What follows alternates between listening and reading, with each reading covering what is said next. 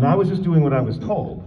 And as the series goes on, they kept on pushing Yami a little deeper. They would put little things, Yami it up, and I'm like, oh, okay. Yami it up.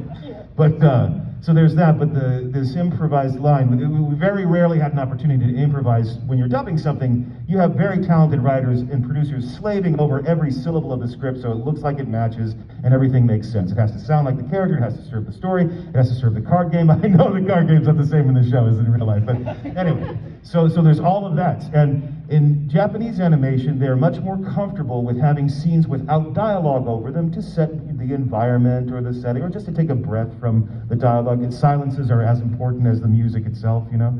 So, but in the United States, we don't think that way. And so if there's a shot without dialogue, we're like, put some dialogue over it. We encountered one in, I think it was the first season, and the group of friends are camping. And so Eric saw there's a shot without dialogue. He says, hey, Dan, could you just throw something on there? And we didn't even discuss it. He just threw me in to record. And I said, Joey, I don't think you're supposed to cook the candy bars. That day, Wayne comes in with a perfect rejoinder, which is, never mind, I know what I'm doing, or whatever. Yeah, we rarely got the freedom to do that because so much of the stuff was tightly controlled. But I think, to answer your question for me, so when I took over the voice of James after like the first 5 episodes from our dear friend Ted Lewis. Ted is a very talented actor and wanted to pursue more of the theater stuff. And so at first I was brought into voice match, right, which is to sound like him. And at that point, Pokemon was so new that even the director at the time thought that Team Rocket was supposed to be legitimately bad and wanted them to be played completely flat, right? And so I come in and I'm like, okay, I can sound like him, I can do this. And I'm looking at the characters and I said, aren't these guys supposed to be funny? They're like, no, it's gotta be very monotone, very monotone. And I was like, I think these guys are the comedic bad guys. They're like, no, the Japanese, they want it very flat. James needs to be very flat. And then the next episode, like I was in drag. And I went, okay. And so was James. Yeah. See? And so I added all of the silly laugh and all of that stuff. That was all my choice. And it was an homage to like Edwin and all of the, woo, Mr. Flintstone. All of that silliness was like all the stuff that I grew up watching. I threw that in there, but that was not what the original approach was supposed to be at all. And so I will take credit for that stuff. There you go. I love it. Yeah. So you mentioned like the silences and the pauses. I was gonna ask, because I'm very curious about like doing the flaps. Yep. Like what's the toughest thing about like having to like match the flaps? I like to tell people that it's like 50% acting and 50% technical, right? You may have a great way you want to deliver the line that's written for you, but it's not gonna fit.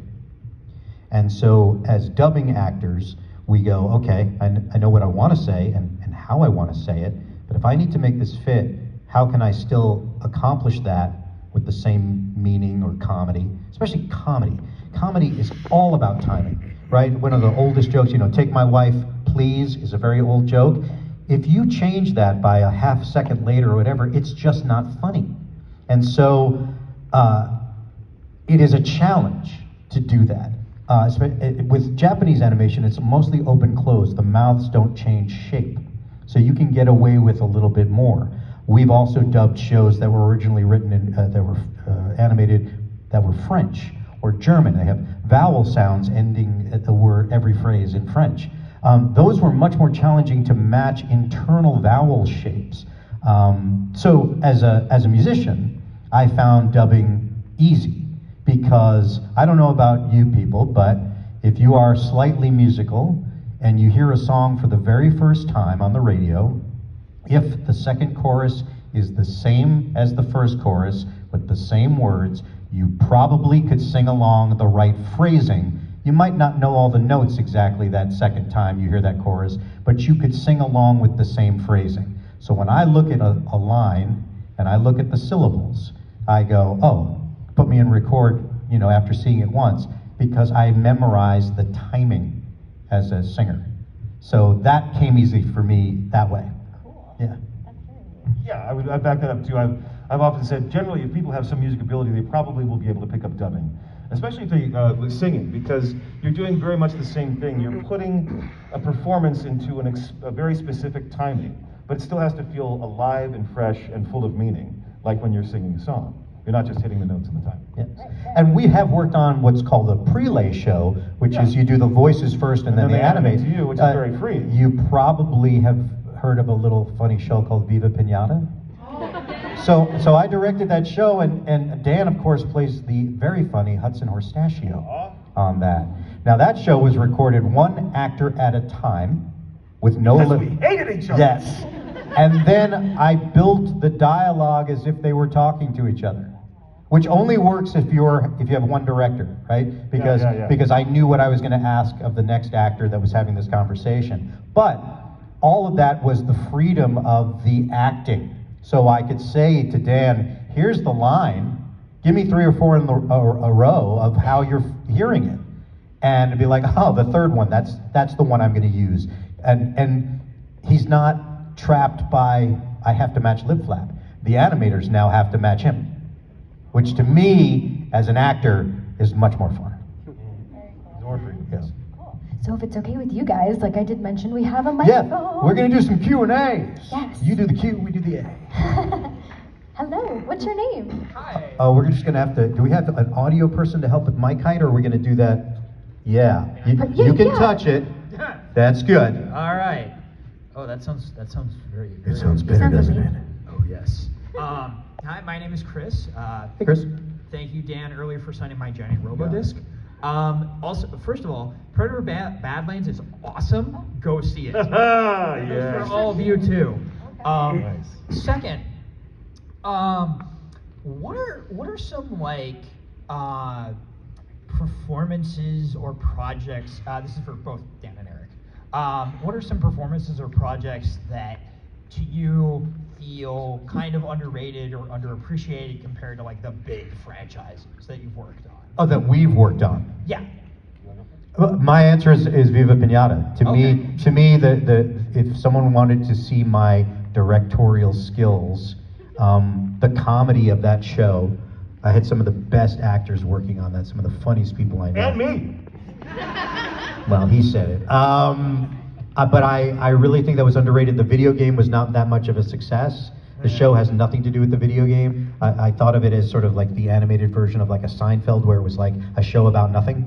Like each episode, you could watch them in any order. And we had no rules. We would actually get in a room, the writers would get in a room and just discuss what we were going to do for the next episode. And that, to me, is an underrated show because it truly is one of the funniest things that I've ever worked on. Yeah. It's very funny, it's very silly. One of my favorite roles was as Genya on Giant Robo. And that is a delicious role for an actor because you get to slowly go crazy. Yes. And Which is like directing him. yeah. And I have been trying to keep from going crazy so often in my life. I feel like it. Yeah, no, as I told you earlier, that's my favorite performance of yours. Thank you. By That's far. great. Yeah, because it's like a great tragic villain. Yeah. He's villainous, but then you have sympathy, and you feel weird for having sympathy, and then horrible things. So, and you did great with like the big like yells and screams. I've done one of those before. Yeah. It's a little experience. Thank you for your Thank you. question, and Good thank you for question. your Badlands review as well. There we Yes. go. Got it. Thank you so much. Hey, what's your Hello, name? Mohammed. Dan Green, Hey, Eric Stuart, huge pleasure. So, Green, my favorite role of yours, More 2 in the 2003 Teenage Mutant Ninja Turtles Oh, series. thank you. And Eric, favorite role, Kamato Yoshi in the same one. Wow. So, Yeah. my You're question not to a you. Turtles fan, are you? God forbid, yes. Don't worry. So my question to the both of you, what's like your favorite part of each of those aforementioned characters you played, if you can remember anything? Oh, sure, yeah. Yeah, mine's a pretty short answer with that because I didn't work on the show that much. I played a couple of characters on that series. I was Jen the Rhino and leader of the Purple Dragons and the Master Yoshis. That was an interesting assignment because they asked me to audition for that role, and obviously he's Japanese, right? And doing dialects is one thing, is a skill, but I'm also working for a Japanese company. And so I thought, oh, this is going to be interesting because I need to be legit, but I also don't want to be too stereotypical because we're not making fun of this. You know, and then you walk that line sometimes, and we've all watched things like Bugs Bunny and things that some episodes that have been like we don't even watch them anymore because of the way we address stereotypes. And so I thought, how am I going to do this? And they're asking me to do this. It's going to be a challenge. And after the first session, I got the feedback that everybody loved it and thought it was very legit. So that was very flattering to do that, because I'm not a king of accents. That's not my strength. Really? You know, there's definitely times that I will say, that's not something I do well. I do know someone who does that better than I do. Maybe you should, you know, talk to Wayne Grayson or Mark Thompson or something like that. There's some that I do well, but that's not my strong suit. But that one, I do both a Spanish accent, like with Meta Knight, and of course, I do a pretty good Asian accent. So I was impressed that I passed that test. Kudos to you for being humble, because personally for me, Yoshi sounded convincing. Well, thank you. No, I appreciate that, and I wanted it to sound legit. I didn't want it to be a joke. That was important. Bring more to, I mean, I was just delighted to be part of the show, and I think that it was wise that they didn't use Eric and I very much in Turtles because we were so liberally used in some other shows. But more to, you know, he's an interesting character, and it's also a challenge to portray somebody who is menacing or threatening to some degree, but who doesn't have a wide dynamic emotional range, you know. And so in order to fulfill, you know, that was a challenge that I found interesting. Also, there was a concern, you know, there are often times where like, okay, Dan, so what you do this character, and they're a little bit sophisticated and they're kind of manly. So what you need to lower register, we don't need to sound like young. Right? Pretty difficult. Can I do an accent, please? You know, right. But so anyway, yeah, I mean that was a great series. I don't know anybody who doesn't respect the work that went into that show, and I'm delighted to be a small part of it. And that was a prelay show where we were able to act. That's right. And let the animators work to our performance. Yeah. So take that, animators. That's right. And flap this. And great, nice work as Professor Commander Mozart, Oh, thank you. 1987 Leonardo, and I don't have a clue. That Mozart, I love that character design.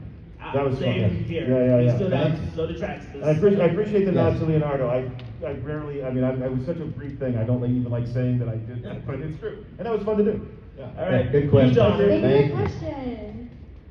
Hello. What's your name? Hi, my name's Cassie. Hi. First of all, thank you so much for coming out. A little closer to the mic so everyone can hear. Yeah. Oh, okay. There you go. Yeah, my name's Cassie. Hi. Thank you so much for coming out here. There's a lot of incredible talent here this weekend. Also, thank you for your parts in probably a lot of us, our first exposure to anime. Yep. I know for my sister and I, we were stationed in Japan when Pokemon came out. Wow. And then we returned to Japan, and the Armed Forces Network was playing Yu-Gi-Oh! So That's why we so many know it. Yeah, that's good. Yeah. So my question is for both of you, what was your first exposure to anime, and Oh, what God. got your interest with anime? I know what he's gonna say. He does. 5th grade, after school, I would watch the greatest anime show I ever watched, Battle of the Planets, G-Force. Yes. So, for those of you who are not familiar with that show, the main character, Mark, was voiced by none other than Casey Kasem. Wow. So, when I was in 5th grade, I basically could sound like Casey Kasem without a problem, right? I sounded like this in 5th grade. So when my first opportunity to dub came up as Gowry, that was my first leading role, I was basically being Casey Kasem Stone, which is Shaggy, right?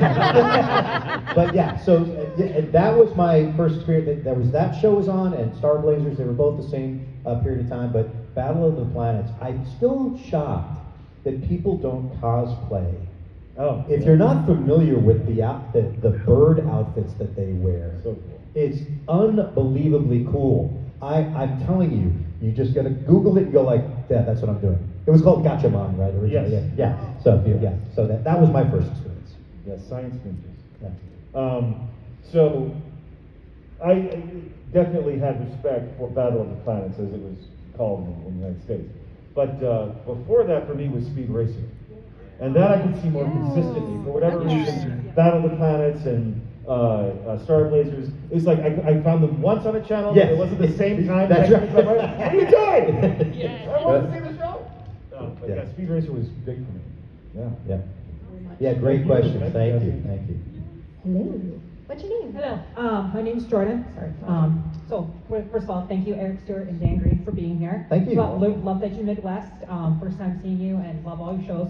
All shows, whether it's Yu-Gi-Oh, Pokemon, or even underrated shows like, Teenage Mutant Ninja Turtles is underrated, but like Viva Pinata, Yeah. or you specifically, Eric Stuart, Fighting Food Dogs, if you remember that one. Yeah, that was a bunch of meatballs. Exactly, exactly. Yeah.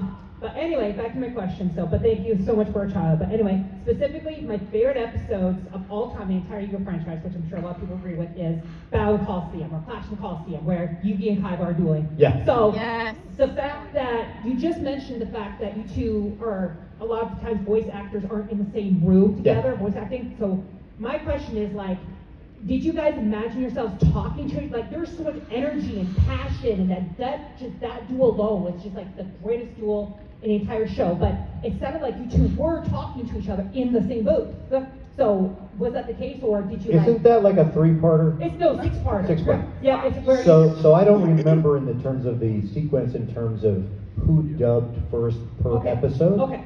But remember, I'm directing myself as well. Okay. So if I brought Dan in to do his part and then I could play off of him, I could hear his performance. Okay. But if it was the other way around, It set me up. because I knew what I was gonna, Okay. I could perform my part first, knowing that that's what I was gonna ask of him That makes to sense. match the energy. But you also have to remember that Dan and I know these characters extremely well as people. And I'm not talking about the gameplay. No, I'm talking about personality. Correct. We joke around that we could easily ad-lib all of the non-game playing dialogue between the two of them. Right, because you're like 3 seasons in, so you're like halfway. Because we understand that we've broken down who they are. Okay. It's not like we've got to figure out all the backstory stuff. We understand them. So in that kind of a situation of a battle, which is a competition, yes, we are paying attention. It's the dance. It's the same thing. Yes. We're paying attention to each other. And sometimes when one character is yelling, the other one should not. And then sometimes you match that energy. And sometimes both choices are valid. But I think that I take a lot of pride in the fact that the way that we created those shows, it not only looked like they were saying those words, but they always sounded like they were talking to each other, because we were also paying attention to inflection and what the other person was going to say, even if they didn't have their recording done before that. So that's my answer for that. I'm glad that you thought we were in the booth at the same time. Yeah. We kind of were. I was just faking it. Yes. But thank you so much, and thank you just for the episode alone. The aura farming is just fantastic. Just the setting up to the Egyptian gods, just. Yes, we love that. We love that. I'm glad you enjoyed the show. Definitely. That Thank you means so a much lot. once again. Thank you. Good question. Hey Ash, how's the journey going? I need to. All right. He finally became champion. Huh? In the anime, he finally became champion. Oh, thank gosh. Yeah. So I asked it earlier with other voice actors, Yeah. but new people. You kind of answered it with the accent one, but is there anything in voiceover, whether it's certain types of voices, certain directions while doing voiceover, or types of voiceover in general that you find challenging or difficult sometimes? Well, I think having a healthy understanding of what your limitations are is one thing, but I don't think of, generally speaking, of I'm willing to take on whatever challenge, and if something is from an acting standpoint, if something is intimidating to me, that there's another sadomasochistic part of me that says, yeah, let's see if you screw this up, or see how badly you can do it, right? I can't really think of a time where I was in a situation where I felt like, oh, no, I got to back down from this. But coming to accents can be tricky, and it's true that if you're good at some, that doesn't mean you're good at all of them. And one of the ones that I'm especially not good at is South African accent, because it sounds so much like a lot of other accents that I can kind of do. And so I'll slip into Irish, or I'll slip into a version of the various British dialects. There's not one British dialect, by the way, guys. I love it when somebody says, yeah, I do British, and I'm like, could you narrow that down a little bit, please? Yeah, it's like when they say, can you do a Southern accent? Right, Like, exactly. what county are we talking about? Right, seriously. But it is a very good question. You know, I think when I was saying that I also know about accents that are not my strength, I am putting on my director hat, or my casting director hat. I'm not saying I don't want to attempt it, but as a director and a casting director with a lot of the shows that I was working on, I'm also thinking big picture. I'm not thinking, well, I could try that. I'm thinking, I could probably do a good version of that, but I also know someone who will nail that. And that's a good, and that might be a better choice. I might do something else. So like with Viva Pinata, I'm directing the show. I basically could say I want to play anyone, right? Because I have a little bit of pull with that. But I also knew like, he's doing a better job with that, or that's the right voice for this. And you know, getting Dan to play Hudson, showing off his comedy chops. I was like, this is the right thing. The one character that I said I'm going to play, no matter what, was Peggy Pudgeon, who is my Joe Pesci Brooklyn guy. He's a newspaper guy. And the reason I did that is because every show I've ever worked on, they have miscast someone with a Brooklyn accent. Except for Wayne, who will tell you that he's doing more of a Bronx meets Brooklyn. That's what he'll tell you. Like Bugs Bunny is, right? So every show, I'm like, that's not a good Brooklyn accent. Now, I don't speak like that normally, but I grew up with neighborhood guys. I'm like, I am gonna do it the best I can do it, and that's something I can do in my sleep. So when you watch Viva Pinata and you listen to, you know, Becky Punches like talking like this the whole time. She's like, how you doing? What's going on? And that, I was like, I am playing that character because that's the accent I can do in my sleep. So there you go. Yeah. It's also his original choice for cover. That's right. Yeah. I played my Blue Eyes White Dragon. You think that's funny? Ha ha, funny. Right? Oh my gosh. Thank you for your question. Hey, what's your name? Hi, I'm Johnny. Hey, Johnny. Nice to meet you. You too. I'm particularly a big fan of Pokemon and Sonic. My friend Sam and I have been trying to get through all of Pokemon. It's quite long. Yeah. There's a lot of it. There's a lot of You gotta watch them all. Gotta get that. You gotta watch them all. But yeah, my question is, you guys have been to your fair share of cons. I'm wondering if you've ever had a fan bring up a particular line or scene that you don't remember. Absolutely. All the time. You guys know this stuff way better than we do. Oh, totally. Totally. We haven't rewatched, right?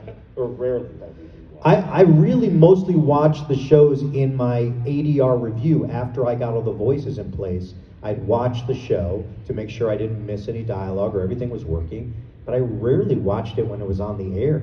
Most of the time I watched those shows, they didn't have music or sound effects in them yet. It was just dialogue to make sure the dialogue was right. I mean, we had the chance to watch some of the movies in the theater, like we went to see Dark Side of Dimensions in the theater, the first Yu-Gi-Oh movie that came out as well. Yeah, we watched all the movies, but like once or twice. Yeah. Right. Yeah, so we could quote other people's shows. And please do not interpret that as we don't like this, No. or we're above it. That's not it at all. It's just that our relationship to it is implicitly different than yours. Yeah, like when you ask us to add a quote to some of the autographs, like a phrase that our character said. Like I've got like 5 go-tos, but sometimes you'll sit, like someone said one to me today, and I went, oh, that's one I should add to the list. I remembered it when it was mentioned, but I was like, I couldn't tell you which episode it was, you know. But yeah, but that's good that you guys know that stuff. Yeah, like so the two characters of Yugi and Yami have about 6 names between them, right? Now, when people would usually ask, you know, or when people come out to show, I say, would you like Yugi or Yami? But then somebody was kind enough to make, you know, hey, you know, there's the King of Games or there's Pharaoh. So it's what you guys bring to the table, literally. Yeah. Is always fun for us to embrace and explore. Yep. So. And what you know, I thought your first question was going to be, what do you like about doing conventions, not necessarily with each other? And the answer to that question is, and this sounds cheesy, but for me, it really is getting to understand this amazing community that we're part of. Yeah, definitely. Yeah. Well, awesome. Yeah, Thank you. thank you. Good question. Oh, what's your name? Hi, I'm Natalie. And Can someone help Natalie just Well, get you can that tilt mic a it little bit down. lower? Yeah, there you Thank you so go. much. Hi, I am wondering who are some of the other Yu-Gi-Oh characters that you guys really like from the show? Not necessarily who you play, but characters who interact with your characters. Like 40 questions. It's a good cast. Joey. Everybody. You don't like Joey? You love Joey. Yeah, no. Everybody. Pegasus makes me laugh. Darren is hilarious as Pegasus. I like Pegasus. I also really like Yami. Like, I don't get to, I think that's a great character. I enjoy that. Yeah, I mean, some of the villains are funny, Sure. And all of the people are great. Yes, they're all our friends. Yeah, but that's what I would say. I'd say Pegasus makes me laugh the most. I love the fact that he's drinking grape juice instead of red wine. Sure it is. But also, I also may have a particular bias toward Joey because, well, I have a lot of scenes with him, so there's that. Yeah. But also, if I hadn't met Wayne Grayson, I wouldn't have met the woman who became my wife. Yeah. Aww. That's He's adorable. Wayne is a good guy. I like Wayne. Just Kaiba doesn't like Joey. Good question, though. Thank you for that. All right, we have about 10 minutes left. All right, let's see if we can get through these. Yeah. Would Hi. someone help with the microphone and just direct Sorry. it up? Oh, there we go. Hi, my name is John. I'm here to ask, what was it like recording, like back when 4Kids kind of went bankrupt to Dark Side of Dimensions? What was it like kind of reuniting with the other voice cast members filming the movie? Oh, going back and doing the reunion movie like that? It was great. That to me is my favorite Yu-Gi-Oh thing. I found that it was the closest to the cinema approach that Takahashi was after. We got to play those characters a little bit more mature, talking about filling the dialogue. We let the scenes breathe a little bit more between dialogue and not filling it with explosions and music and stuff like that. And one of the coolest moments ever, because you never know when you're working on something, especially when it's on the small box of the television, there's no audience, right? So we don't know what kind of reaction we get. But sitting in the theater, when I say it's no monster, it's a god, and then we've got Obelisk, boom, and the whole theater erupted in, no way, man! I was like, okay, this is a cool movie. So yes, I was very proud of that one. Did you ever read the original source material from Kazuka Takahashi? Yes. If so, what was one of the moments that was like completely different from the anime that stood out? Like, There's so many. I mean, the anime really could not be shown in the United States if it was direct translation of the manga. Well, yeah, considering like and how many people here have read some of the manga at least? Right. So yeah. But you have to remember that the rules of the network were the ones that dictated that. As someone that four worked kids, on, four kids does not deserve the blame. Yeah, BSMPs from both networks, they are the ones that reviewed every episode, every script, and made everything changed. But I will say this in defense of that. If not for the edited version of those things on Saturday morning that created things like Pokemon, there would be 1/10 of these kinds of conventions in this country. Because that changed the way that anime was no longer in the back shelf of Blockbuster on one tiny little corner, but became universal. It made anime not a Japanese thing, it made it everyone's thing. And that's because we cut out the violence and the things that made Saturday morning cartoons accessible to everyone of that age group. And you can make I see you're eager to ask a follow-up question, but we really should get to some other people. Yeah, So, I wanted to ask last question, promise. Okay. Do you two know about the series Yu-Gi-Oh! Abridged by Yeah, any but chance? we don't talk about that. All right. Thank you. All right, thank you. That one you kind of could have figured out before you. Yeah. Go ahead. Hi, my name is Claudia. I'm all the way from South Carolina. Yeah, yeehaw. First of all, Eric, thank you so much for signing that kind of picture. You just made my birthday. Ah, you got happy birthday. And you guys have been my two favorite voice actors from Yu-Gi-Oh! And Dan, I remember especially your role as Entei for Pokemon Movie 3. One of my favorite things. Yeah. That was my childhood movie growing up, Oh. and I loved it so much. It's a beautiful little fairy tale that anybody can understand. Yeah, Yes, great performance yes. by them. And so my question Amy as is, well. we all know that Yu-Gi-Oh has its funny moment, TV. What was one of the funniest moments from Yugi and from Kaiba? Because I know Kaiba has some zingers that he has thrown out over the episodes. Yeah, you've said some funny lines. No, As Yugi. No, not really. But they're like having zingers is appropriate to Kaiba's character, right? Yami doesn't really do zingers. I mean, he has good comebacks, but they're not like punchlines, you know? And Yugi is so innocent.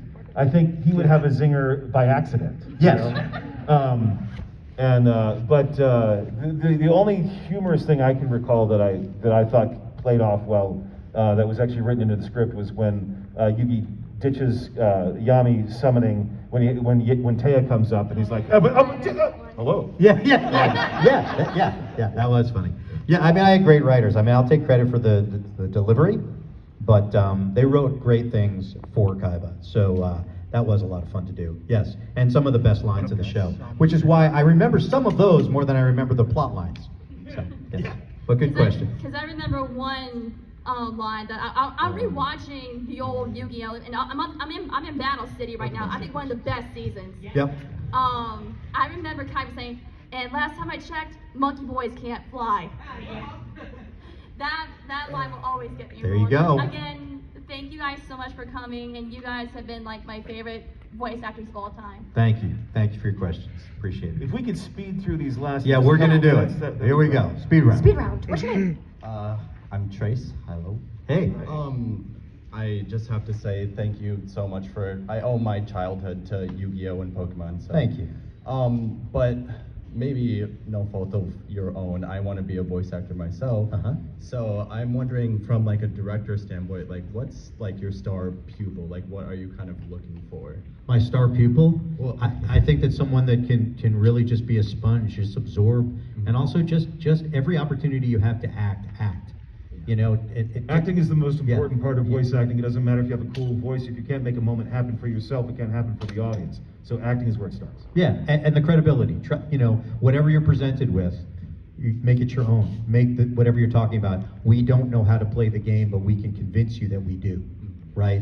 So the credibility is the biggest factor for me as an actor. I want you to believe me. Let's go to the Thank next you so much. question. Thank you so much. Hey, what's your name? And if you want to tilt down the mic, perfect. What's your name? My name is Asher, and just a silly little question I like to ask folks is, would your character bring reusable grocery bags to the store, and do they think that makes them better than everyone else? If so? Kaiba would never do his own shopping. He would be using Instacart, and number two, he owns the store, so he doesn't really care. Yugi would bring recyclable bags for himself and anybody else who needed one, and he wouldn't think of himself as being a better person, just somebody who's concerned about the planet, and Yami doesn't know what a grocery store is. I love it. Hey, what's your name?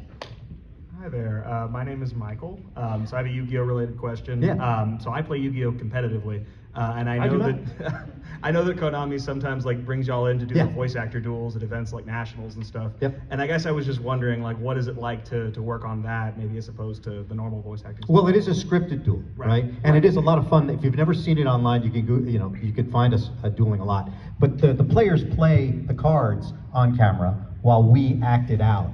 And it's great. I mean, we rehearse, we've got the teleprompters, we try to bring a live performance to the energy to it. And we got actually to perform in front of Takahashi one time in person, which was really, really cool. It's great. It's another performance. We don't have a chance to really act together, and that's when we get to act together. Thank you so much. Yeah. Awesome. Hey, what's your name? Hi, my name's Sid. Dan, Eric. Hi. Thank you for coming out here to Twin Cities Con. Thank you. Obviously, huge fan of Pokemon Yu-Gi-Oh! All your stuff. A big responsibility to have the last question, but one thing that came to me reflecting was, Yu-Gi-Oh! The Pyramid of Light was like the first anime movie I saw in theater, and I think it's an interesting movie because it was written on the US side by Norman Grossfield, but it was produced by, the Japanese studio. I was wondering, like, in the production of that movie, did your part of the process, in the recording process, AR process, did that change from the TV show? Did you get a chance to do, like, some prelay where you're involved in the writing process? No prelay. I'll tell you the short answer to that. I directed the movie, right, the first movie.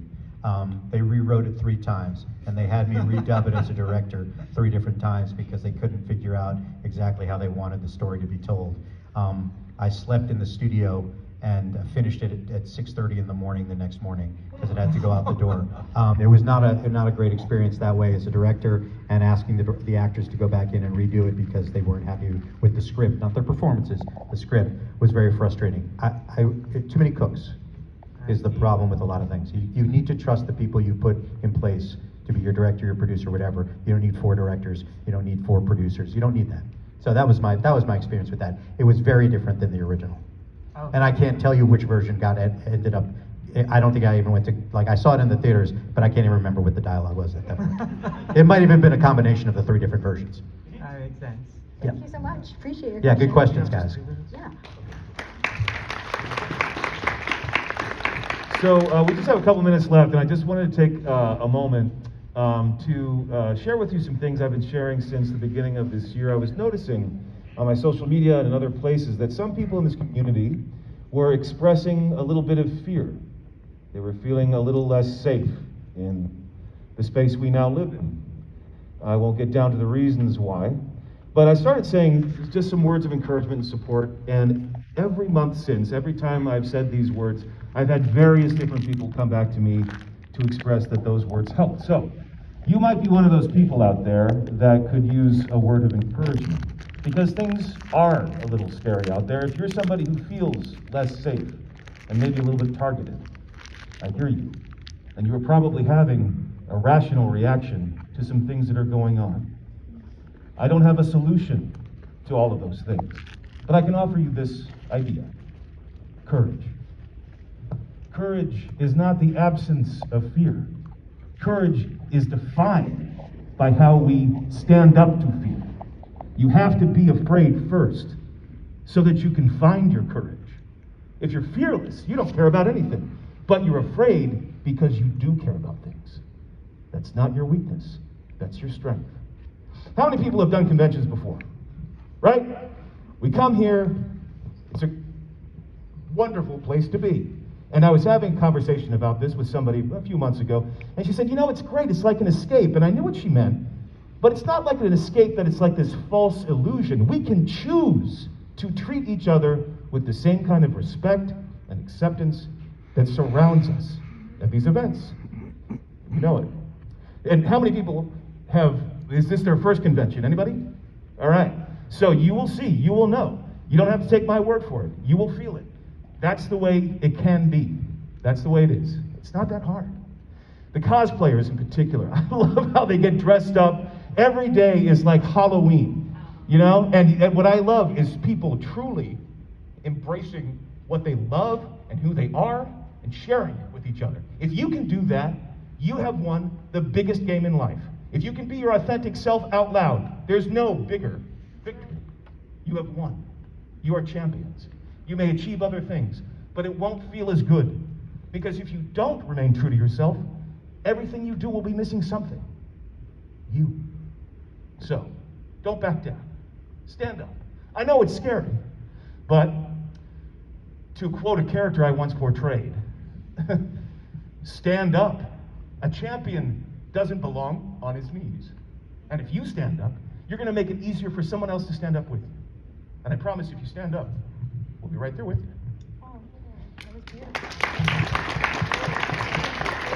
Thank you. Oh my gosh.